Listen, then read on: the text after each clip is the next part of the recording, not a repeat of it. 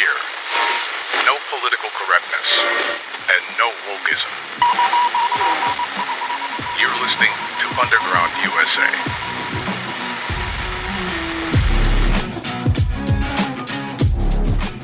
Thanks for downloading, listening, and sharing. My name is Frank Salvato, and you're spending a few moments in Underground USA.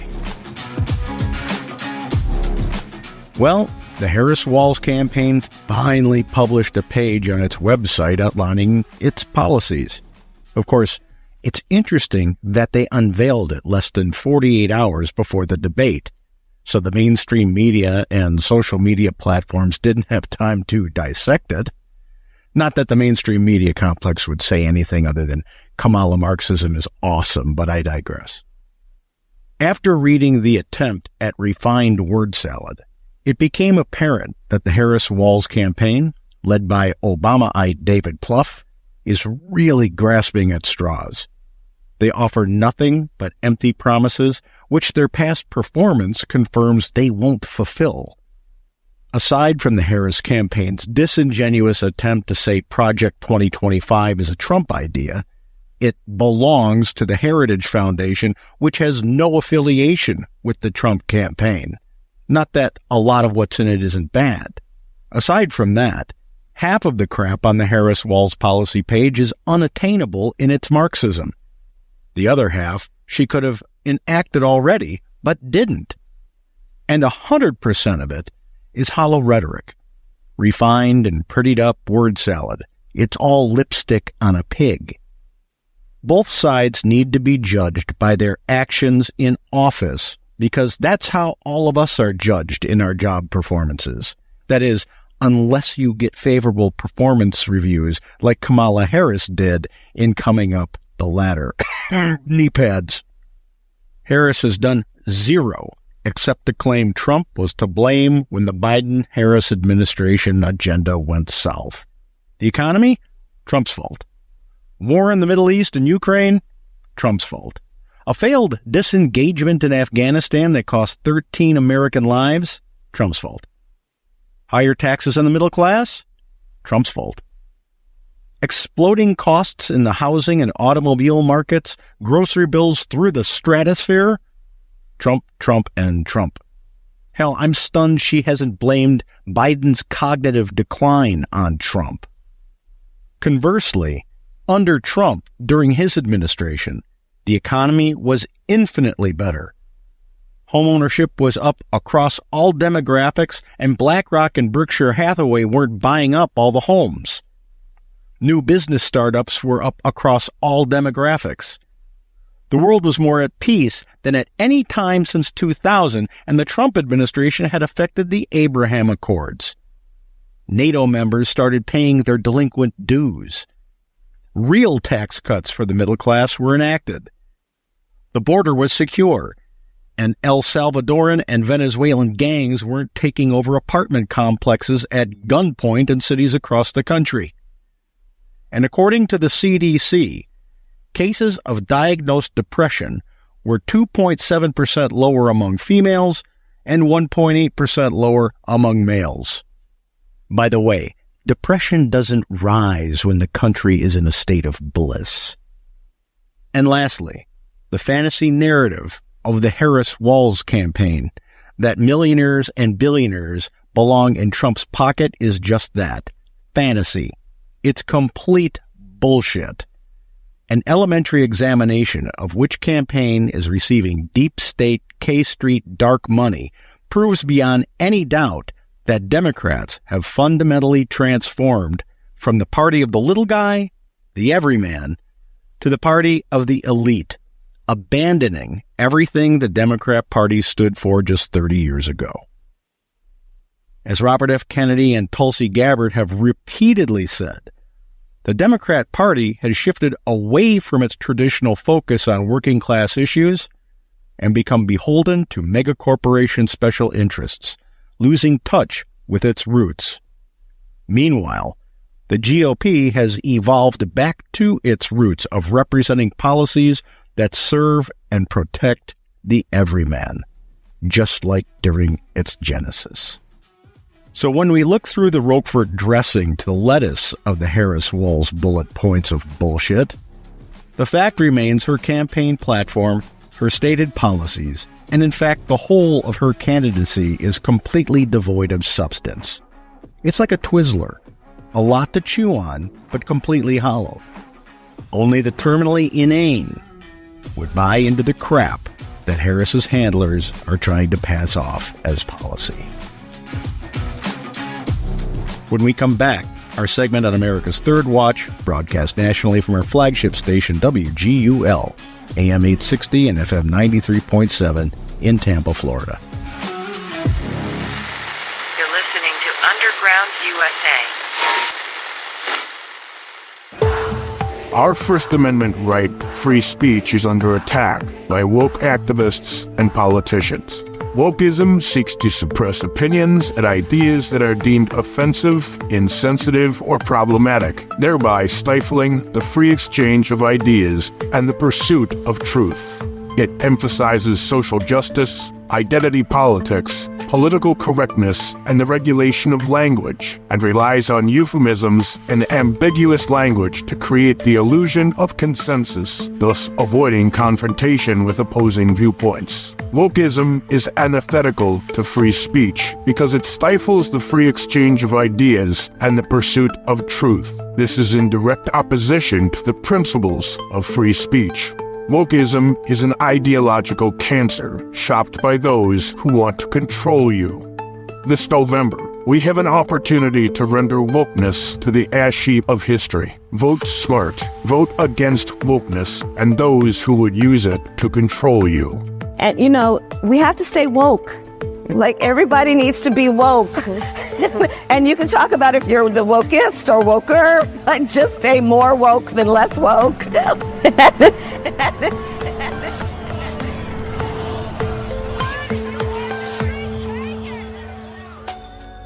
Kamala Harris and Tim Walz. Whenever they're asked a question about their proposed policies, they never give a straight answer. In fact, when they do give an answer, they take both sides of the issue. In 2019, you said, quote, "There is no question I'm in favor of banning fracking." Do you still want to ban fracking? No, and I made that clear on the debate stage in 2020, that I would not ban fracking. As vice president, I did not ban fracking. As president, I will not ban fracking. In 2019, I believe, at a town hall, you said, you were asked, would you commit to implementing a federal ban on fracking on your first day in office? And you said, there's no question I'm in favor of banning fracking. So it changed in that campaign? In 2020, I made very clear where I stand. We are in 2024, and I've not changed that position, nor will I going forward. I kept my word, and I will keep my word. How are the voters supposed to know what they actually stand for? Let me be very clear. I am unequivocal and unwavering in my commitment to Israel's defense and its ability to defend itself. And in equal measure, the Palestinians have security and self-determination and dignity. Maybe that's the point. Next question, please. That's it? That's it. Okay. My values have not changed.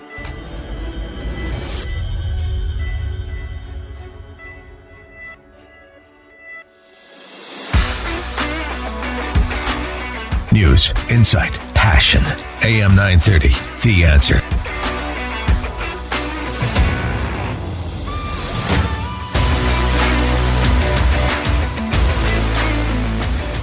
So I don't know. What do you think? She probably already has some of these questions. One might think. If I was a betting man, it would be all on that in Vegas. That's right. It'll be up on the big board. Yeah. Yeah, exactly. Yeah, and then of course, you know, for some she'll do no wrong. It'll be she did a great job. But I don't know. I mean, if she gets into word salad mode, which I think might be a real good possibility, especially if Trump is able to prompt her with certain things that then she sort of says, okay, I'm going to go and start talking about this, it could be very damaging. I'm sure the spin will be that the bully, Donald Trump, got her, was so mean to her, was so misogynistic towards this potential first woman president of the United States, that it flustered her and that she should be excused for that because of misogynist, evil Donald Trump, who had, is the Russians are helping and had a Russian prostitute and all that, peed on things and stuff. They'll go immediately to defensive mode if she goes to word salad and blame everything on Trump. They blame him for everything anyway. I mean, how do you blame him for the withdrawal from Afghanistan when he was out of office for he was done. He was a private citizen again, but it's his fault. Oh, sure. The economy sucks 3.5 years on, but it's Donald Trump's fault. That's right. And all that is demonstrably, false. And especially when it comes to, we had to recover first. We really had to fix everything when we came into office. And it just goes to show, Frank, that, they should be running on their record. It should be so far and away a no-brainer from their perspective that, Kamala Harris should just win in a walk with this because everybody should be clamoring for more. I don't know anybody's clamoring for more. If anything, they're saying, uncle.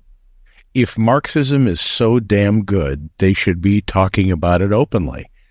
And she gets real close when she talks about, capital gains taxes and taking patents and things like that.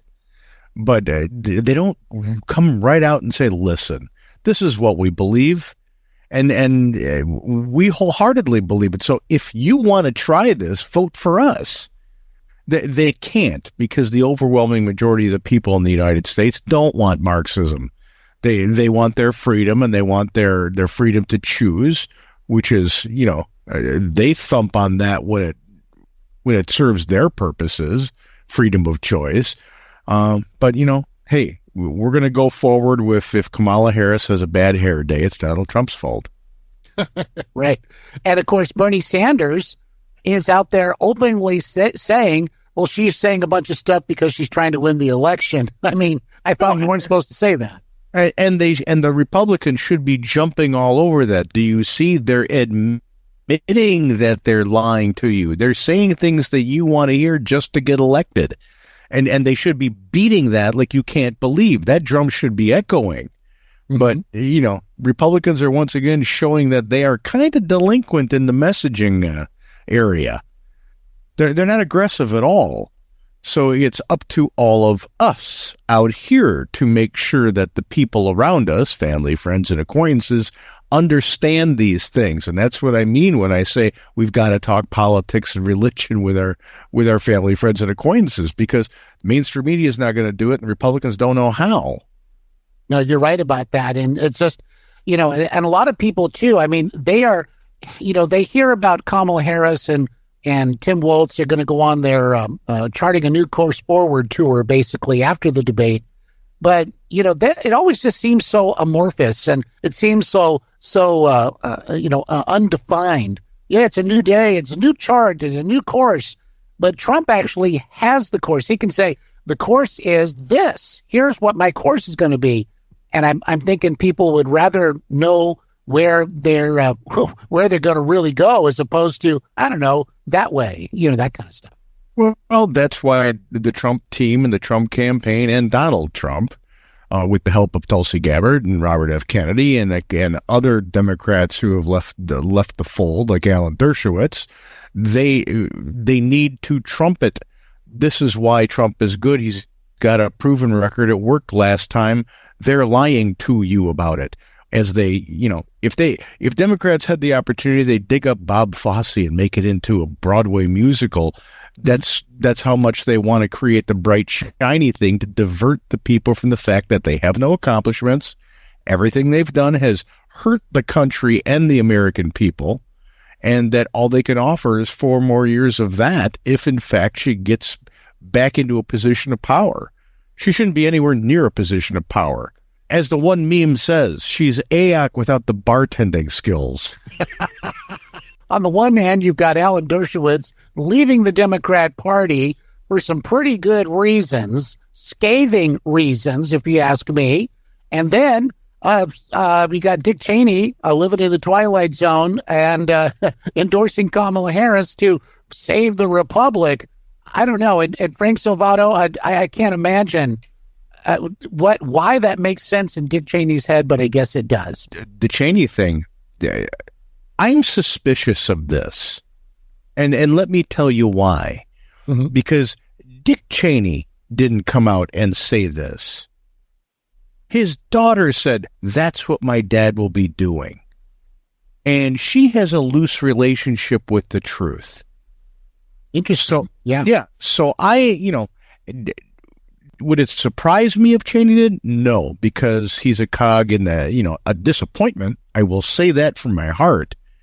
And, if this is true, he's an intense disappointment, as is the entirety of the Bush administration for not being fully behind a candidate that with the proven record, who is for less government, and more freedom for the people. They should be all behind that, especially after 9/11. Yeah.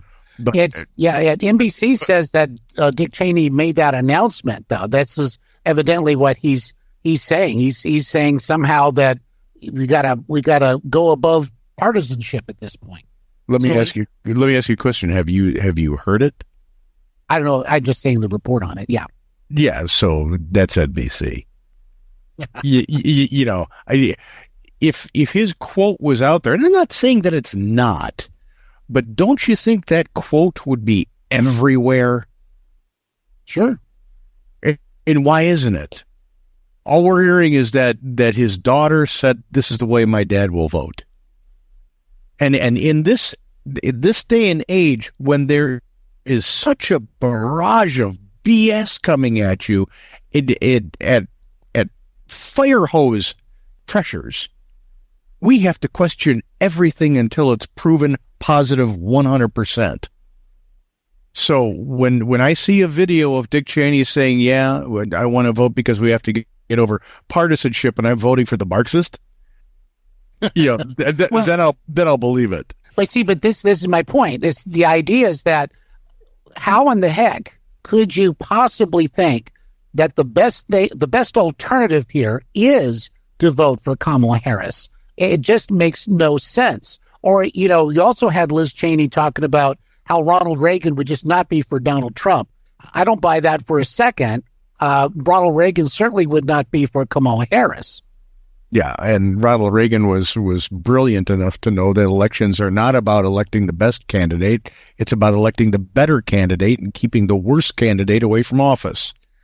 And if you're a Republican or a never-Trumper and you're not behind Trump, that's the way you need to look at it.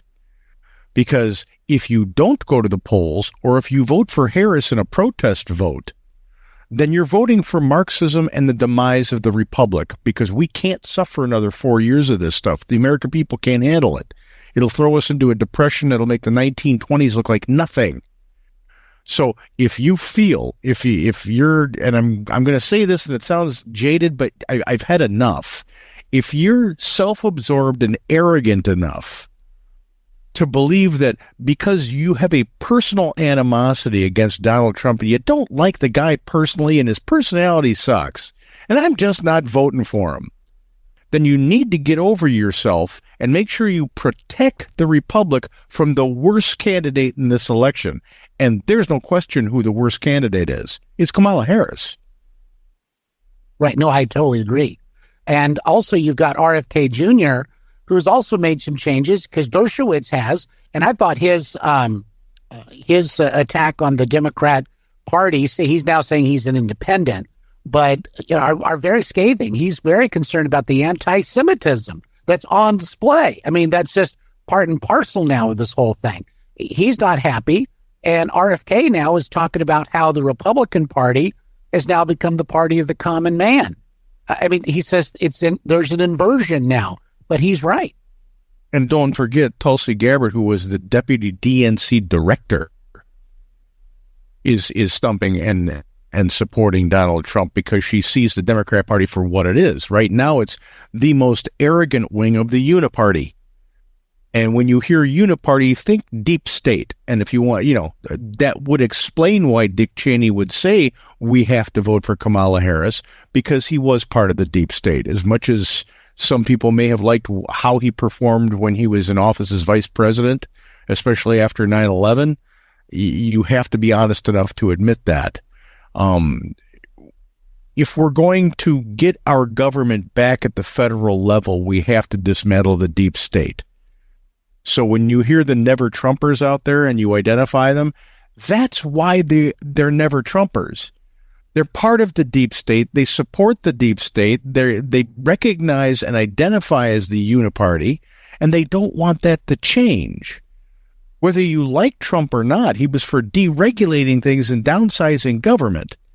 And when the people who have animosity towards him get over themselves to look at the facts, they realize if you want bigger government, then you have to vote for the Marxist. And then you're going to lose control of your government completely. If you want to have control over your government, you want to see the deep state begin to be dismantled, you have to vote for Donald Trump. And if you can't see that, I've got to question your intellect. Yeah, because the choice is stark. It's, in fact, it was James Carville who was saying that these endorsements basically would make it easier for some traditional Republicans to say, oh, I've never voted for a Democrat before, but now I think I can hold my nose and vote for Kamala Harris. I just don't see that Kamala Harris would ever be a candidate that could, go over the fence line, as it were, to get traditional Republicans. That being said, Trump actually has a better chance of getting traditional Democrats who also feel that the party has left them, like Dershowitz and so forth. And Trump would be a better candidate for that. On this one, I have to agree with the Muppet. There is such a stark difference between the two candidates that the opposite and inverse is also true. If you're a Republican who needs to hold your nose and vote, then you hold your nose and vote to save the republic. You hold your nose and vote to keep the worst candidate ever presented, besides Eugene Debs maybe. The worst candidate ever to be presented by a national political party for the presidency. You gotta vote to protect the Oval Office from what is essentially Obama 4.0. You're seeing right now, the Obama 3.0 people are running this thing. Joe Biden has, 500 and some days, 40.3% of his days in office have been on vacation? Well, who do you think's running the government if that's the case? It's not the president today. It's a committee of people. It's an ipso facto Politburo that's running the country on the day-to-day. And if you want that to continue, by all means, put on your red shirt and vote for Kamala Harris. Hold up your little red book, chant your Maoisms, and follow Kamala. Yeah, well, but that's what she represents. She's not the decision maker, like George W. Bush would say. I'm the decider, but she wouldn't be the decider. She would just be the teleprompter reader. No, and that's what the Democrat Party has become, and that's why a lot of the former Democrats have left the party. They're a party that's run with socialistic ideals, with Politburo-like ideals. It's run by committee. The buck doesn't stop anywhere because they can toss the buck around when the blame game comes, and that's exactly what we saw with the Biden administration. Something bad happened? Well, nobody takes any blame, nobody gets fired, and everyone just keeps on doing what they're doing. No one's held accountable. Yeah, like people falling off airplanes at altitude in Afghanistan. Well, that, the economy crashing and burning, you name it. Every single thing that's happened in this administration has been a disaster. And the fact that people would want 4 more years of that is stunning. Kamala Harris is part of that conspiracy that continued to, say everything's fine with Joe Biden and up until the very moment when they couldn't keep saying that. Oh, of course, we're talking about what Donald Trump said about the 25th Amendment. Right. He stated it the correct way. we have to amend the Constitution to do it. Mm-hmm. If a Democrat were to say, let's say everything was reversed, today's far left Democrat would say, well, we could probably do that by executive action. Yeah. You know, all we need to do is pass legislation to do that, and then we'll let it play out in the courts, but we'll be able to execute while the appeal is going on, and that's all we need. The ends justifies the means. That's right. You know, but Donald Trump, in mentioning something that probably will never happen, you know, it just to be honest, it probably won't. Well, of course, yeah. He's making a point, though. Well, it's a good point for an election year, but it's not within the realm of reality when it comes to the hoops you need to jump through in order to amend the Constitution. If it was easy to amend the Constitution for things like that, it would be easier to amend the Constitution to balance the budget, you know, to require voter ID and things that have a direct impact on everything daily here in the United States. So, you know, I give him kudos for saying it within the realm of how it's supposed to be done, because that's becoming a rarity when you talk about people in Washington, D.C. They think just because they're in Congress or just because they've been elected to the executive branch or appointed to positions in the executive branch, appointed to the new Politburo, that they could just make stuff up, decide on a regulation, ram it through, and it's the law. And if you don't do it, we're going to send an FBI SWAT team in to arrest you, and that will be it. Right. Exactly right. Well, and of course, we don't know if he's going to mention this at the debate, obviously, but there's going to be the debate on Tuesday night. And folks, as I was mentioning last week on the weekend show, we're going to have Frank with us on Wednesday morning this week for some debate analysis. And of course, we'll be talking about remembrances of 9/11 as well. But Frank, what do you foresee here in the debate? What do you think we'll be talking about Wednesday morning? Well, if what's coming out of the Harris camp holds true, it's going to be to attack Donald Trump, the man, Donald Trump, the personality, Donald Trump, the perception by the left, and to keep hammering that in every question answer. We're not going to learn anything about policies. We're going to hear the same tired talking points that we've heard for the last 3.5 years about what they've done, which at every turn hasn't been true. You know, so buckle your seatbelts for a boatload of exaggerations and outright lies. If Trump is smart, and since the convention, it looks like he's starting to listen to people when they give great advice, he will lay heavy on his record and keep asking about hers, leaving every time his mic is about to be shut off, working in a question related to the question he just answered that points to something in Kamala Harris's record, and that's how he needs to poke her to get her to word salad mode, because quite honestly, a win for Trump in this debate is her going into word salad mode. She does that, she's finished. Mm-hmm.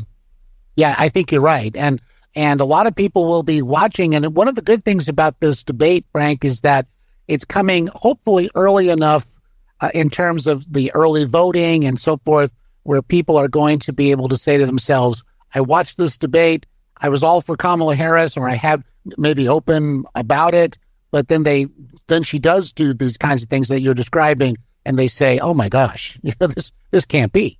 Listen, the people who were chomping at the bit to be able to vote on the first day of early voting, you're not going to change their mind on who they're voting for.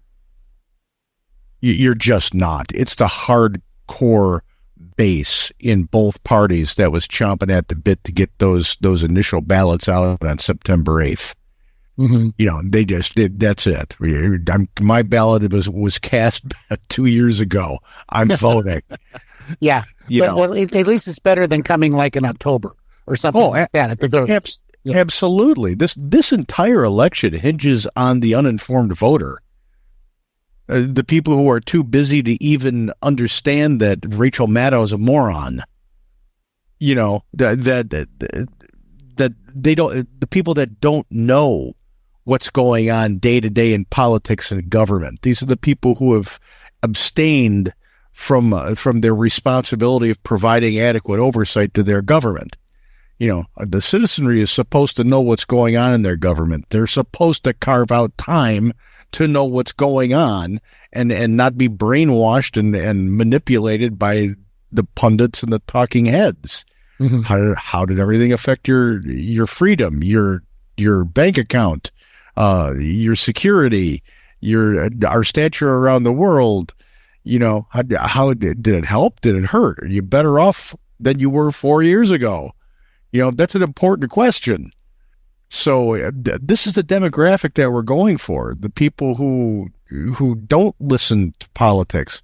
And again, this is why I keep saying over and over and over that you've got to talk politics with your friends, family, and acquaintances. You don't need to be caustic about it. Use facts. Listen to what they have to say, because 99 times out of 100, if you're talking to somebody who still needs convincing, they don't know what's going on. So let them say what they believe is going on and use the facts to illuminate them. When I do this to people, when I run up against them, they're kind of surprised at what I tell them when I start regurgitating facts. It's because they don't know. And that's the demographic that will win the election for the Republic. Mm-hmm. Indeed. No, I think what you're saying absolutely makes total sense. And just in the time we have left here, Frank, do you think that Donald Trump is going to land any blows, or should he sort of goad Kamala Harris into talking about Tim Walz and the China connection and all this stuff about Tim Walz? I mean, maybe that would irritate her as well. Anything that's sensationalistic and National Enquirer headline-like, he should shy away from. Mm-hmm. He doesn't need to do it. He needs to act presidential. When people look at him on that debate stage, he needs to look like President Trump, not Donald Trump, who wants to name call and do that. The poking that he should be doing is to challenge her with the facts about her record, and if he wants to lay into Tim Walz about his record. Both of them are horrible. Oh yeah, even just COVID stuff is ripe for the picking. Yeah. I mean, how often do you see a vice presidential candidate being called before Congress to testify about the misuse of public funds? Mm-hmm. In the old days, that would have been it. The election would have been over. I know, you're exactly right about that. And of course, also, I mean, at least the one thing he said was, the Chinese, they share everything. And somehow, this is what we need to do. Socialism is neighborly. Right up until the army storms in and shoots you for not thinking correctly. Right. Yeah. See, the thing is that, we see this as something that's happening over there. This is, it is so far removed from what we would think could ever be normal. But there are people that actually want to normalize that kind of thing here because, again, like you say, Frank, the end justifies the means. Bottom line, socialism, Marxism, communism has never, ever worked unless it's at the point of a gun, and then it fails eventually. If you like the podcast, please subscribe, leave a comment if your platform lets you, share it with your friends and family, and head on over to undergroundusa.com and subscribe to our Substack. Come straight to you, circumventing the censors of the elite class. Right into your inbox. No one can stop it. And remember, talk politics and religion with your family, friends, and acquaintances. That's how we find out that we have more in common than in difference. It's how we defeat the partisanship that the elites and the deep state use to divide us into their demographics to cobble together for that 51% electoral win. When we realize that we've got more in common than we have in difference, they lose. And we throw the elites into chaos, and that's a beautiful thing. You're listening to Underground USA. My name is Frank Salvato. We'll be right back after this.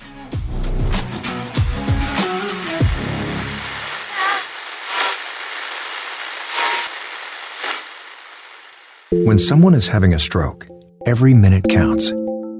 Just as putting out a fire quickly can stop it from spreading, treating a stroke quickly can reduce damage to the brain. The clock begins ticking as soon as you spot the signs of a stroke, because some treatments can only be used if the patient reaches the hospital in the first 3 hours after symptoms appear. So don't wait. Call 911 right away and get the person to a hospital immediately, even if the symptoms go away. If you think someone is having a stroke, remember the word FAST. F is for face. Ask the person to smile and check whether one side of their face is drooping. A is for arms. Have the person raise both arms and see if one arm drifts downwards. S is for speech. Ask the person to repeat a short phrase and notice if their words sound slurred. And finally, T is for time. If you spot any of these signs, call 911 right away to get the person to a hospital fast. Strokes are medical emergencies. The sooner a patient gets treatment, the better their chance of a good recovery.